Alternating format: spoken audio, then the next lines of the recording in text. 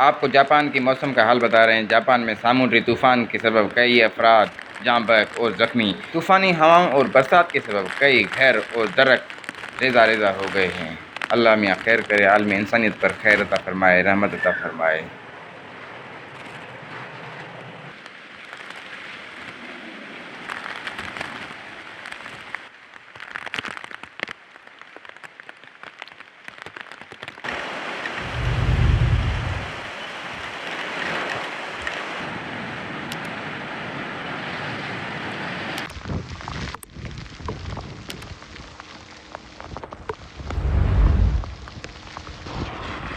अगर आप लोग हमारे पेज मोटिवेशनल स्किल्स बाय सूफी शहर पर नए हैं तो इसे सब्सक्राइब करें, फॉलो करें ताकि आने वाली वीडियोस आप तक पहुंचती रहें। Thanks for watching, remember new prayer.